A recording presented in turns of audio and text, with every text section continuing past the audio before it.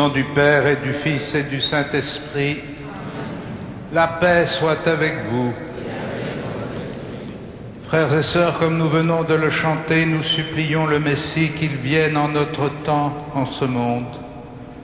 Comme il est venu il y a 2000 ans par l'incarnation à Bethléem, qu'il vienne aujourd'hui par la puissance de son esprit transformer les cœurs et renouveler le monde.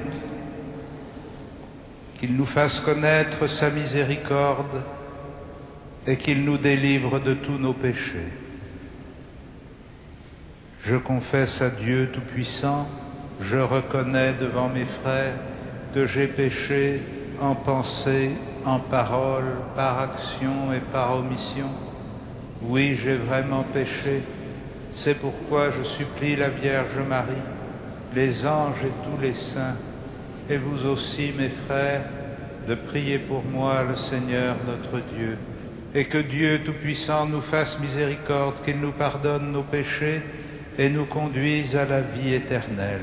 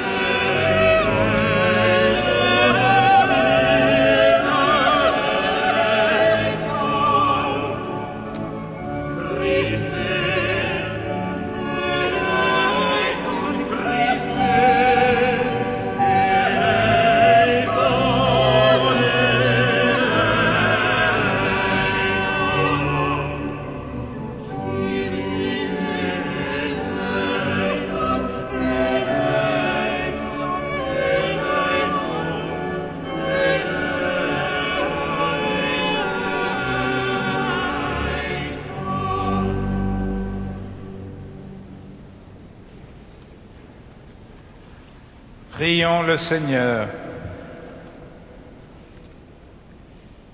Seigneur notre Père, que ta grâce se répande dans nos cœurs. Par le message de l'ange, tu nous as fait connaître l'incarnation de ton Fils bien-aimé. Conduis-nous par sa passion et par sa croix jusqu'à la gloire de la résurrection.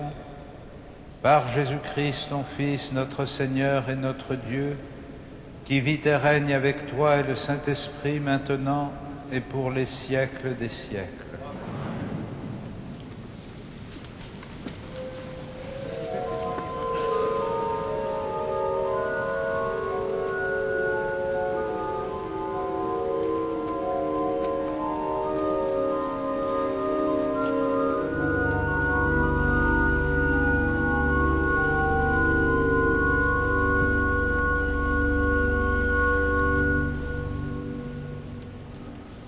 Lecture du second livre de Samuel.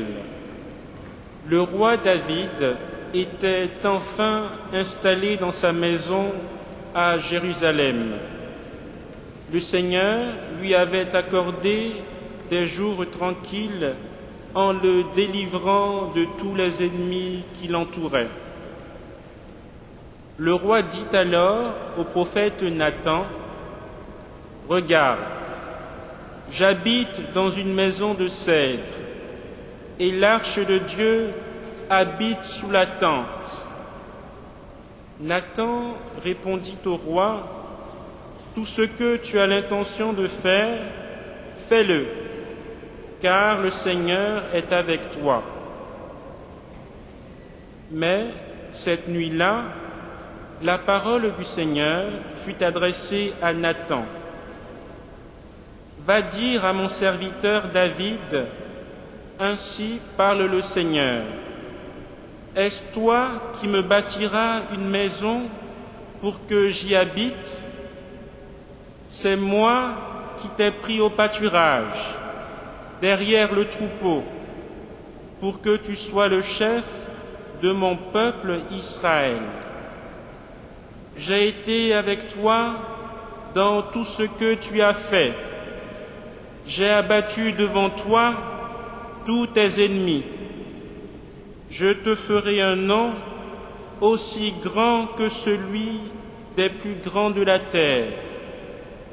Je fixerai en ce lieu mon peuple Israël, je l'y planterai, il s'y établira, il ne tremblera plus, et les méchants ne viendront plus l'humilier, comme ils l'ont fait depuis le temps où j'ai institué les juges pour conduire mon peuple Israël.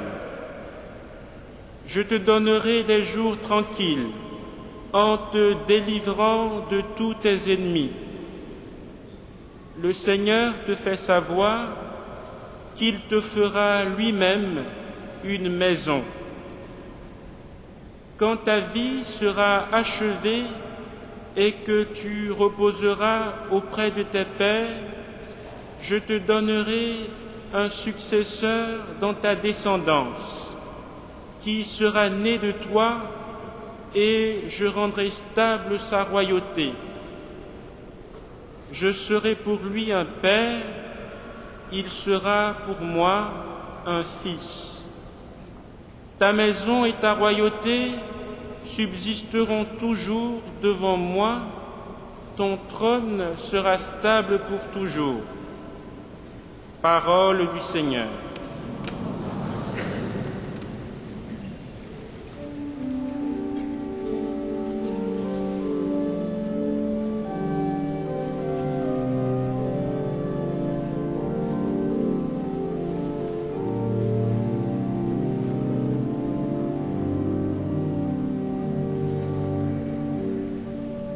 Le Seigneur garde à jamais mémoire de son alliance.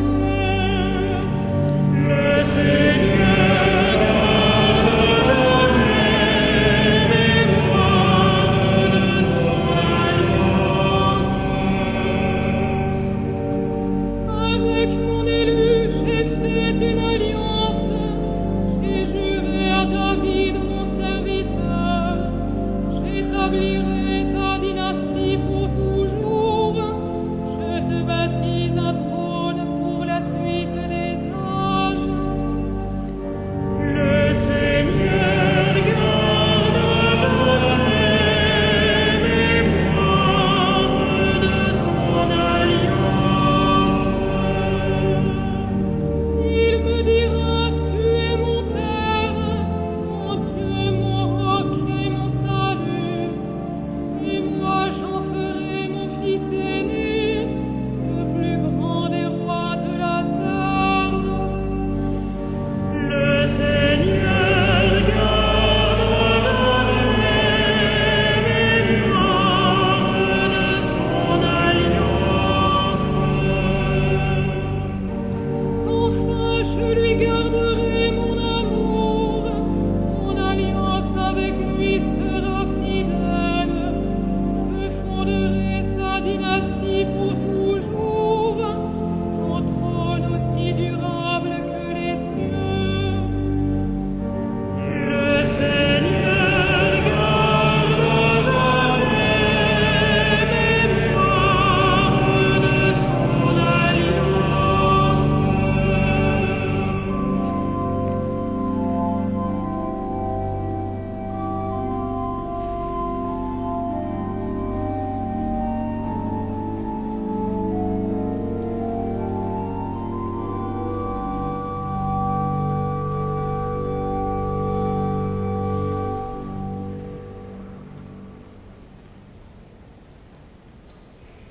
Lecture de la lettre de saint Paul apôtre aux Romains.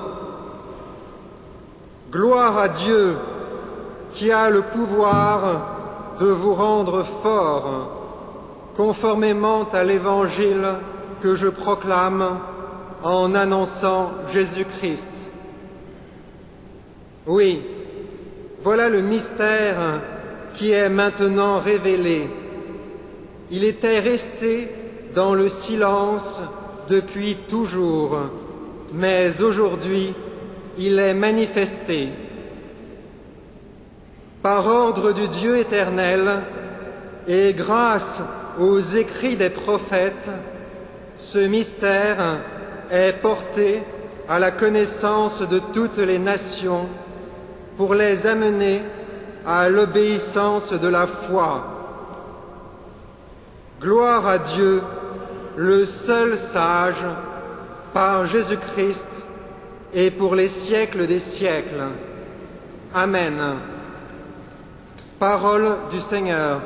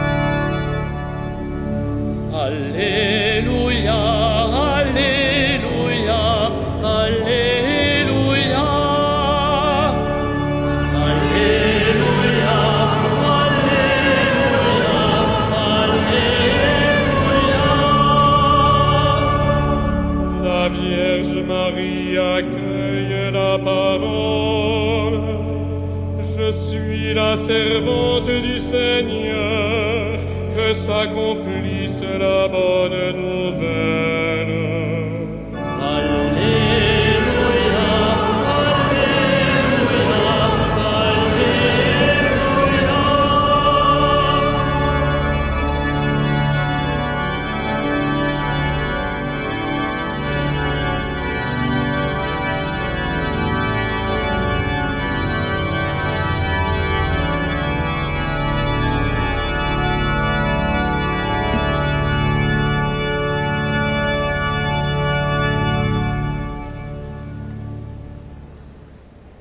Le Seigneur soit avec vous. Évangile de Jésus-Christ selon saint Luc.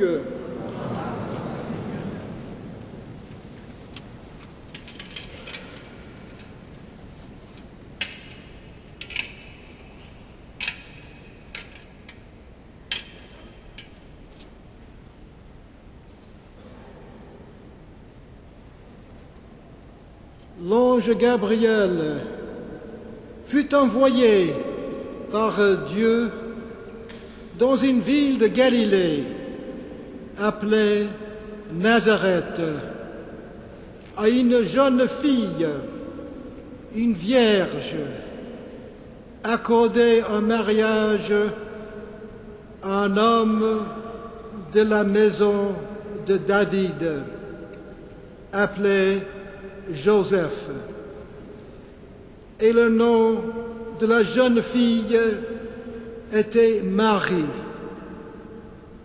L'ange entra chez elle et dit: « Je te salue, comblée de grâce, le Seigneur est avec toi. »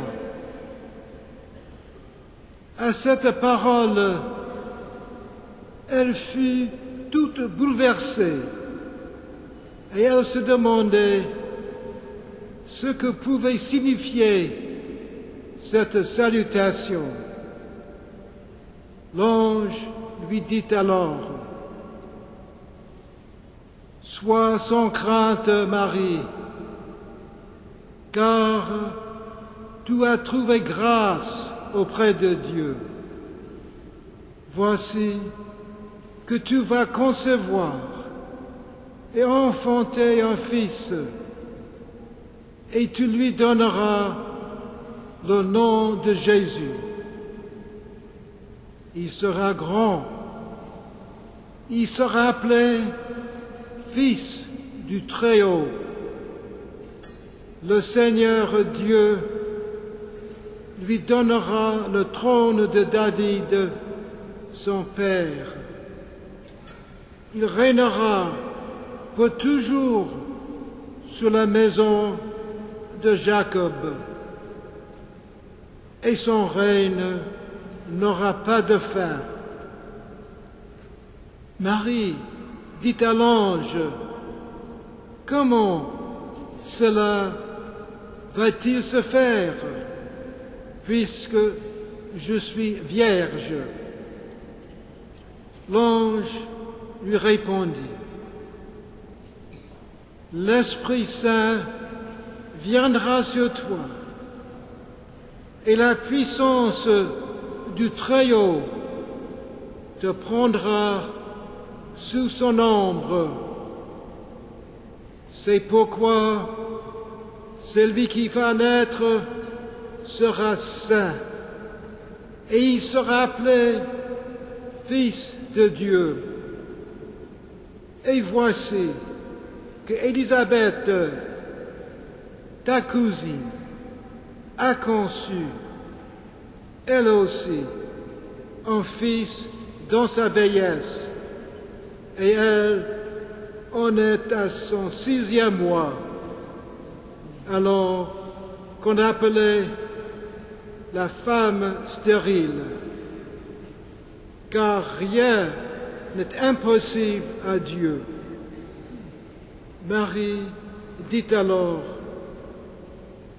voici la servante du Seigneur, que tout se passe pour moi selon ta parole.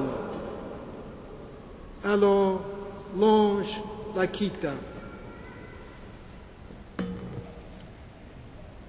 Acclamons la parole de Dieu.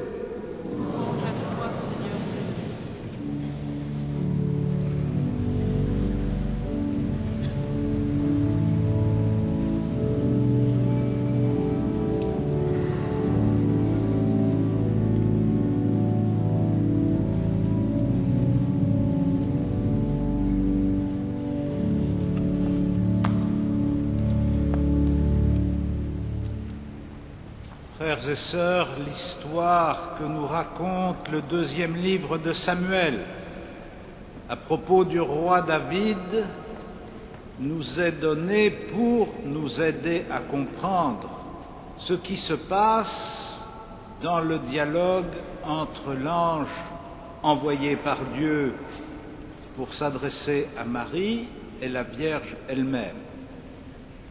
Mais cet éclairage se diffuse de différentes manières et je voudrais vous inviter simplement à fixer votre attention sur au moins 2 aspects.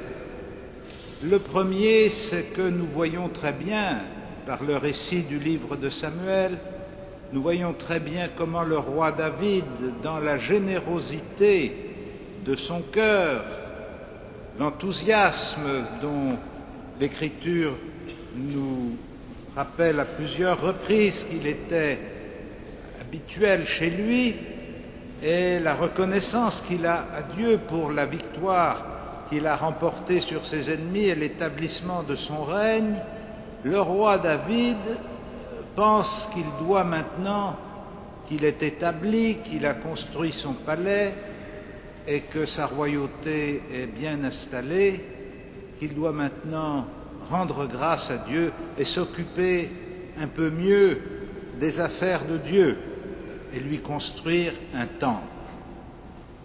Il veut bâtir la maison du Seigneur, une maison splendide qui éclipsera son propre palais royal. Et le prophète Nathan, qui n'a pas toujours une illumination complète sur les desseins de Dieu, trouve que c'est finalement une assez bonne idée et il lui dit « Fais tout comme tu penses, le Seigneur est avec toi ». Et voilà que le Seigneur vient se mettre en travers de ce projet généreux et que le refus qu'il formule auprès de Nathan et qu'il fait transmettre à David nous fait comprendre que le roi David n'a pas très bien réalisé ce qui s'était passé.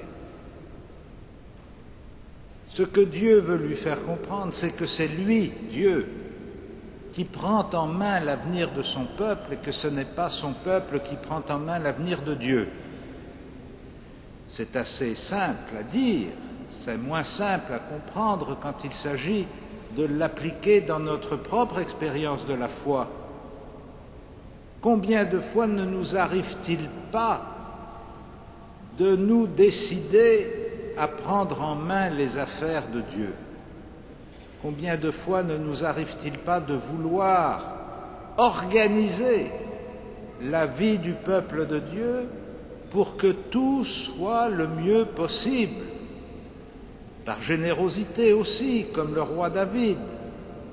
Combien de fois voulons-nous prendre à notre compte l'avenir de l'Église, comme si c'était nous qui construisions l'Église, selon cet aphorisme assez horrible que nous entendons souvent, de faire Église, comme si on fabriquait l'Église, comme si nous étions les constructeurs de la maison de Dieu, comme si nous étions ceux qui engendrent son peuple.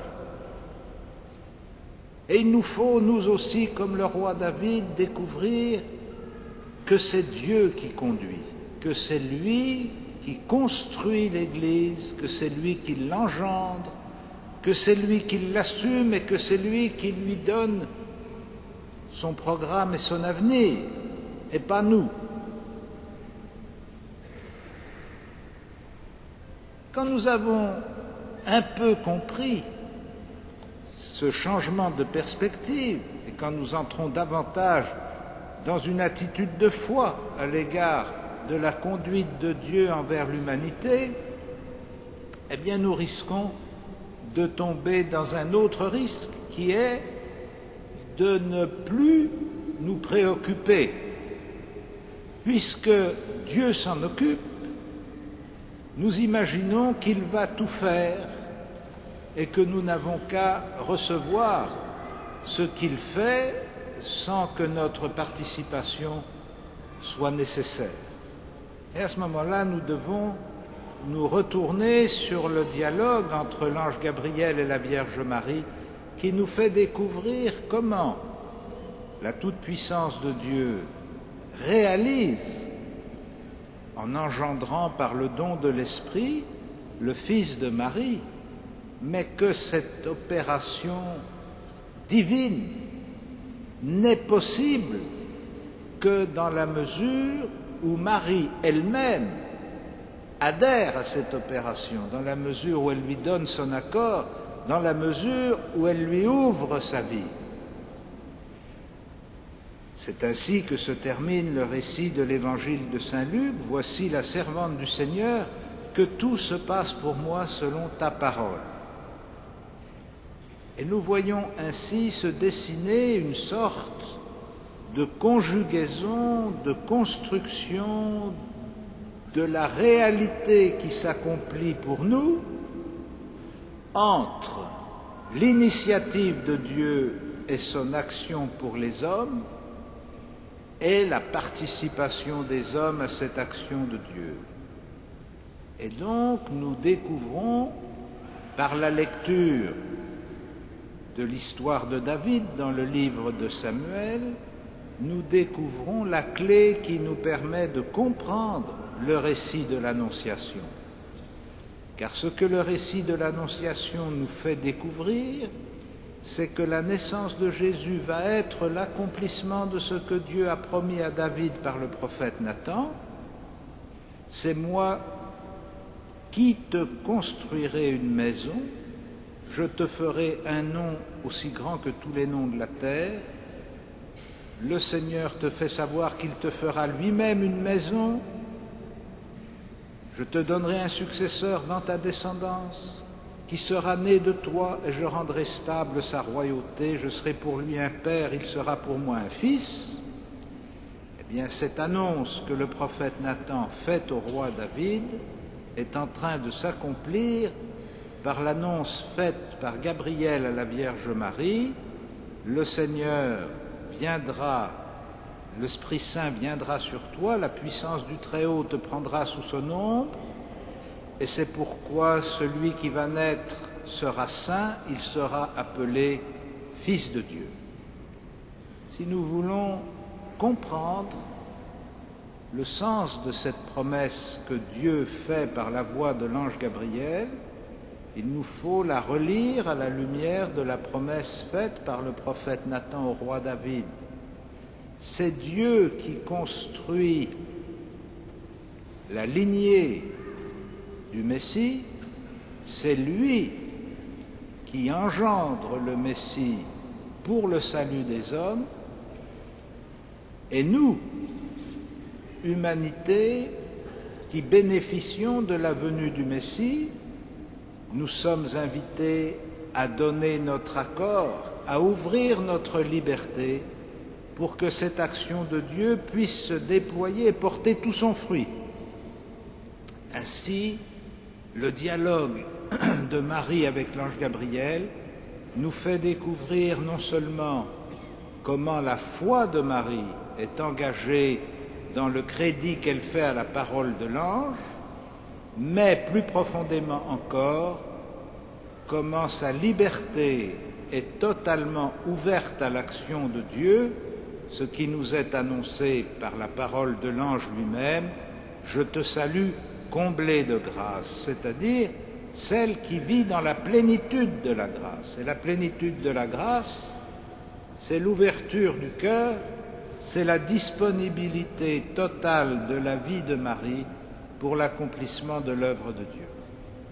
Frères et sœurs, en ces jours où nous nous préparons à célébrer la Nativité, il est bon pour nous de mieux réaliser combien cet événement qui va transformer l'histoire du monde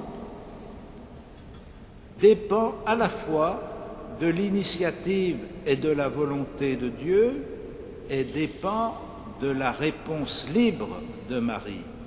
Et à travers la réponse libre de Marie, de la réponse de l'humanité. Nous ne créons pas le salut, nous ne fabriquons pas le Messie, nous ne construisons pas la maison de Dieu, et cependant, Dieu ne peut pas construire sa maison si nous ne sommes pas disposés à nous mettre à sa disposition. Dieu ne peut pas réaliser le salut si nous ne sommes pas disposés à coopérer à son action. Dieu ne peut pas envoyer le Messie si nos cœurs ne sont pas ouverts à sa promesse et à sa venue. Ainsi, nous comprenons que la naissance de Jésus de Nazareth dans la nuit de Bethléem est le signe extraordinaire de la coopération entre Dieu et l'humanité, entre la volonté de Dieu et la liberté de l'homme, entre le don absolu de la grâce que Dieu fait et la plénitude de la grâce que Marie porte pour accueillir ce don. C'est notre joie et notre espérance. Amen.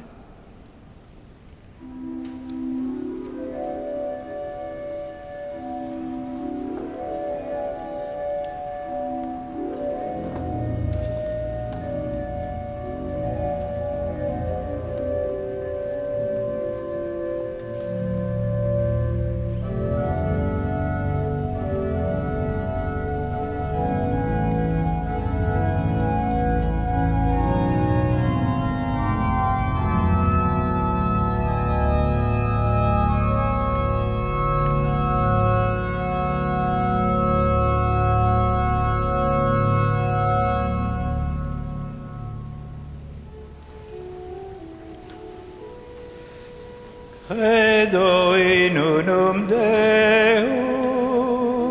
Patrem omnipotenter, Factorem celi et terrae, visibilium omnium, et invisibilium, et circum omnicum, et Christum,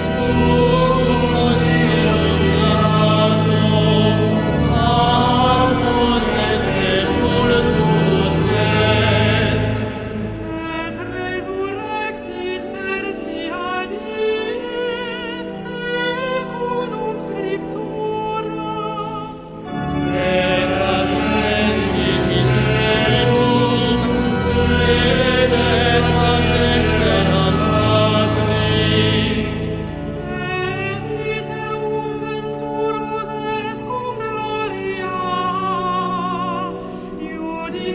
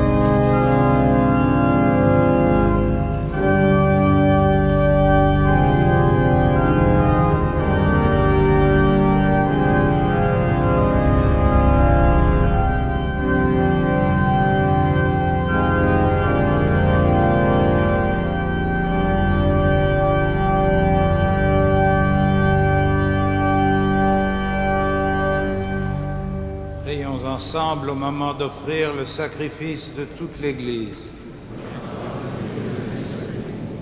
Seigneur notre Dieu, que ton esprit, dont la puissance a fécondé le sein de la Vierge Marie, consacre les offrandes posées sur cet autel par Jésus le Christ, notre Seigneur. Le Seigneur soit avec vous. Et avec votre esprit. Élevons notre cœur. Retournons vers le Seigneur. Rendons grâce au Seigneur notre Dieu. Cela est juste et bon. Vraiment, il est juste et bon de te rendre gloire, de t'offrir notre action de grâce toujours et en tout lieu. À toi, Père très saint, Dieu éternel et tout-puissant, par le Christ notre Seigneur.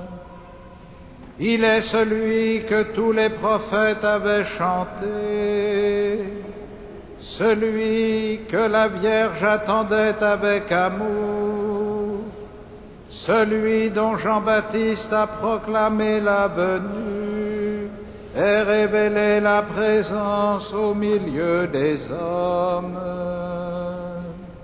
C'est lui qui nous donne la joie d'entrer déjà dans le mystère de Noël, pour qu'il nous trouve quand il viendra, vigilant dans la prière et rempli d'allégresse. C'est pourquoi, avec les anges et les archanges, avec les puissances d'en haut, et tous les esprits bienheureux, nous chantons l'hymne de ta gloire, et sans fin nous proclamons.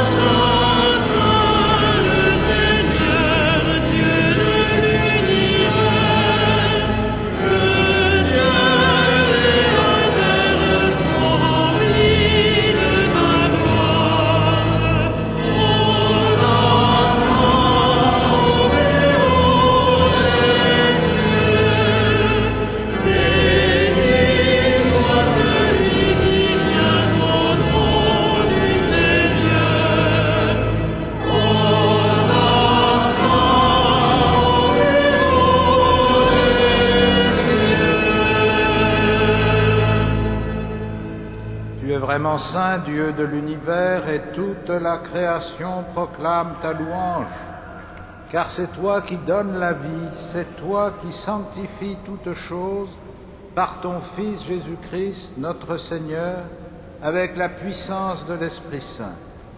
Et tu ne cesses de rassembler ton peuple afin qu'il te présente partout dans le monde une offrande pure.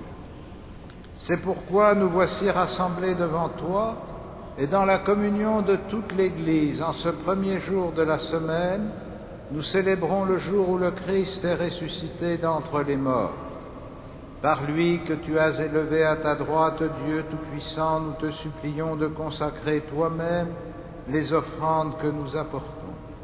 Sanctifie-les par ton Esprit pour qu'elles deviennent le corps et le sang de ton Fils, Jésus-Christ notre Seigneur, qui nous a dit de célébrer ce mystère. La nuit même où il fut livré, il prit le pain. En te rendant grâce, il le bénit. Il le rompit et le donna à ses disciples en disant : « Prenez et mangez-en tous. Ceci est mon corps livré pour vous. »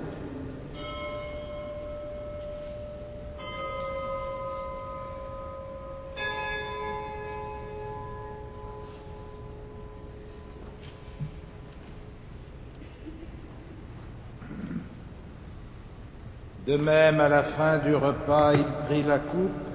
En te rendant grâce, il la bénit et la donna à ses disciples en disant : « Prenez et buvez-en tous, car ceci est la coupe de mon sang, le sang de l'alliance nouvelle et éternelle, qui sera versé pour vous et pour la multitude en rémission des péchés. Vous ferez cela en mémoire de moi.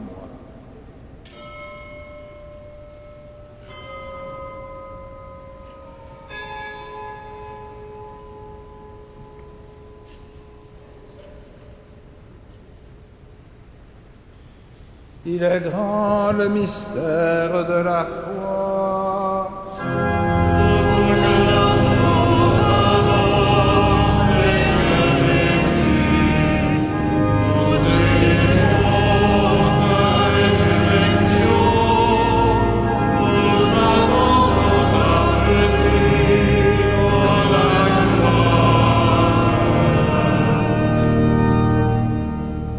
En faisant mémoire de ton Fils, de sa passion qui nous sauve, de sa glorieuse résurrection et de son ascension dans le ciel, alors que nous attendons son dernier avènement, nous présentons cette offrande vivante et sainte pour te rendre grâce. Regarde, Seigneur, le sacrifice de ton Église et daigne y reconnaître celui de ton Fils qui nous a rétablis dans ton alliance. Quand nous serons nourris de son corps et de son sang et remplis de l'Esprit Saint, accorde-nous d'être un seul corps et un seul esprit dans le Christ, et que l'Esprit Saint fasse de nous une éternelle offrande à ta gloire, pour que nous obtenions un jour les biens du monde à venir auprès de la Vierge Marie, la bienheureuse Mère de Dieu, avec les apôtres, les martyrs, Saint Denis et tous les saints, qui ne cesse d'intercéder pour nous.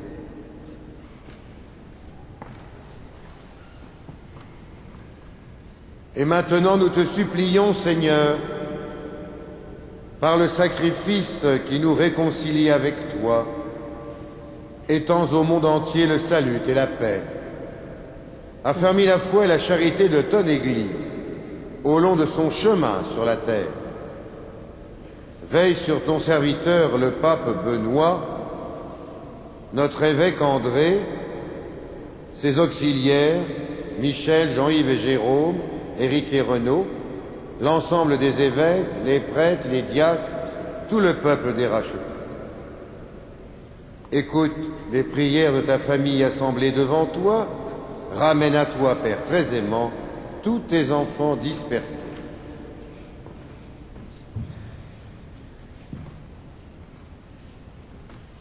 Pour nos frères défunts, pour les hommes qui ont quitté ce monde, et dont tu connais la droiture, nous te prions.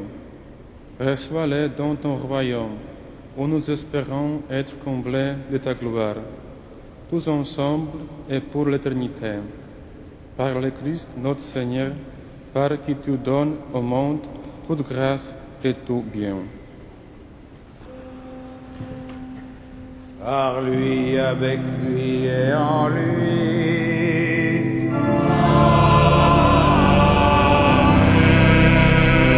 À toi, Dieu le Père Tout-Puissant, dans l'unité du Saint-Esprit.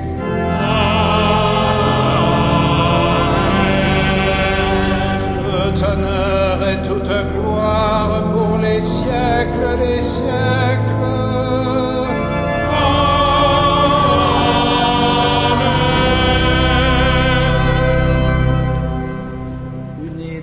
Esprit, nous pouvons dire avec confiance la prière que nous avons reçue du Sauveur.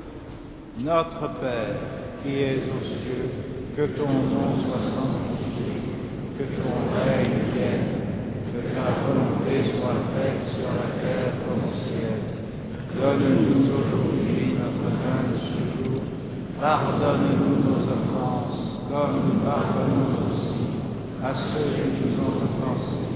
Et ne nous soumets pas à la tentation, mais délivre-nous du mal. Délivre-nous de tout mal, Seigneur, et donne la paix à notre temps. Par ta miséricorde, rends-nous libres du péché, rends-nous forts devant les épreuves, en cette vie où nous espérons le bonheur que tu promets et l'avènement de Jésus-Christ, notre Sauveur.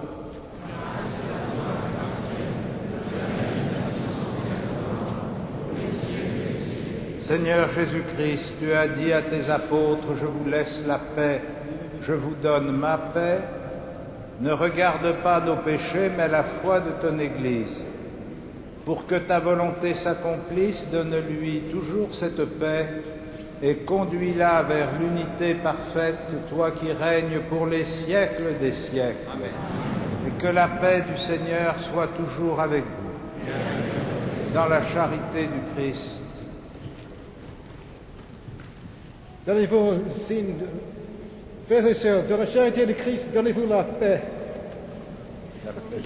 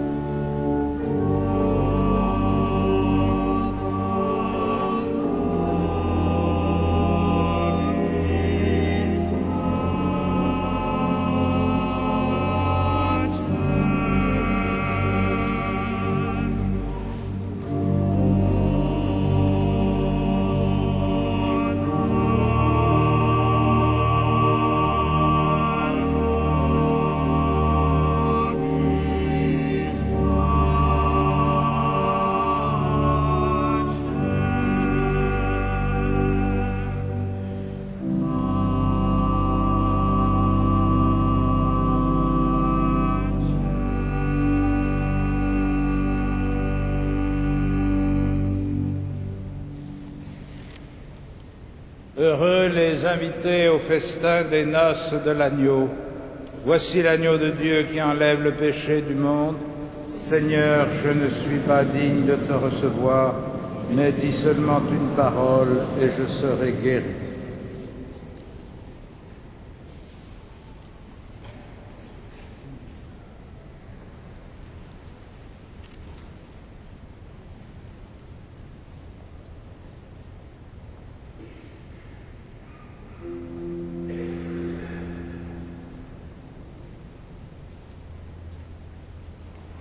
Oh,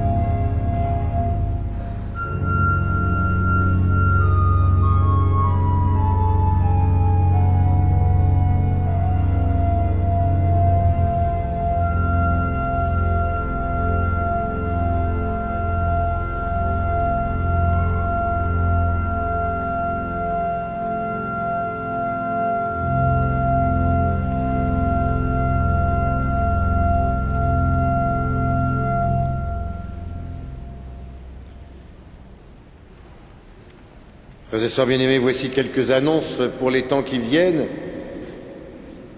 Bien sûr, mercredi 24 et jeudi 25 décembre, grande solennité de la Nativité, fête de Noël.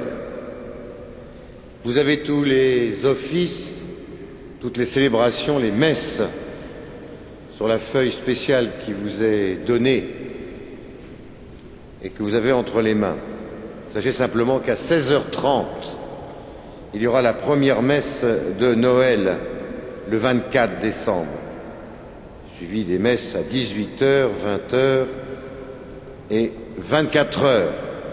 La messe de minuit est à 24h. Ce n'est pas la peine de téléphoner pour demander si minuit est à minuit. Ce sera précédé d'une veillée vers 23h10 et d'un spectacle à 22h. Le 25 décembre, les messes auront lieu comme d'habitude, ainsi que les offices. Et sachez que vous aurez, l'expérience le prouve, de la place pour tout le monde le 24 et le 25. Que la cathédrale est pleine à craquer la plupart du temps, donc il vaut mieux prévoir longtemps à l'avance pour entrer dans la cathédrale. Et nous ne pouvons pas vous garantir que vous aurez des places assises. Donc merci de votre patience, merci de venir prier dans cette grande fête, merci aussi de nous excuser si vous n'avez pas de place assise. Ensuite, vous avez vu certainement que dans les fêtes qui viennent et dans les moments qui viennent, vous serez invités à célébrer Marie, Mère de Dieu, le 1er janvier, et que donc les horaires du 1er janvier seront de 8h, 9h, midi et 18h15, avec des messes solennisées, bien sûr, à midi et à 18h15. D'autant plus qu'il y aura, comme chaque jeudi, l'adoration eucharistique et les textes pour continuer de nous aimer à entrer dans le mystère de Saint Paul. Deuxièmement, j'indique que les confessions sont très importantes à l'approche des fêtes de Noël et que des prêtres se tiennent à votre disposition dans plusieurs langues. Vous avez les langues marquées sur la feuille et c'est tous les jours, matin, après-midi et samedi et dimanche et fête. Profitez-en pour rencontrer un prêtre au moment de ces fêtes. Enfin, vous n'oublierez pas de venir vous recueillir devant la crèche, de faire des intentions de paix et de les mettre dans l'urne prévue à cet effet, et aussi des intentions de prière au pied de Marie pour les confier, comme on le fait dans beaucoup d'endroits dans le monde, mais aussi à Notre-Dame. Lumen de Lumine, lumière de la lumière, c'est le spectacle pendant tout ce temps de Noël avec des séances spéciales pendant les vacances. C'est en français, traduit en anglais, ça dure 1 heure. Et c'est sur grand écran. Vous avez tous les horaires là aussi qui sont portés, à commencer par ce soir. Voilà. Eh bien, nous pourrons nous lever pour terminer notre prière.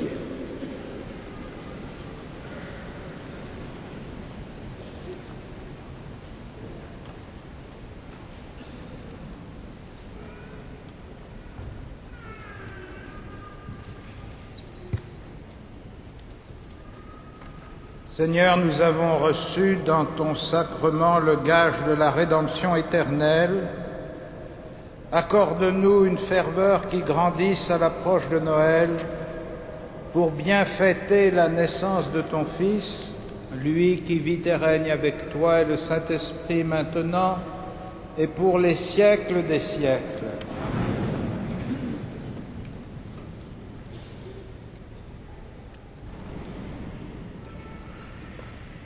Vous croyez que le Fils de Dieu est venu dans ce monde et vous attendez le jour où il viendra de nouveau. À la clarté de cette lumière qui lève, que Dieu son Père vous guide dans toutes vos démarches et qu'il multiplie sur vous ses bénédictions. Amen. Qu'il rende ferme votre foi, joyeuse votre espérance et constante votre charité. Amen. La venue du Rédempteur, pauvre parmi les pauvres, est déjà pour nous une grande joie. quand il apparaîtra dans toute sa gloire, qu'il vous ouvre le bonheur sans fin. Amen. Et que Dieu Tout-Puissant vous bénisse, le Père, le Fils et le Saint-Esprit. Allez dans la paix du Christ. Nous rendons grâce à Dieu.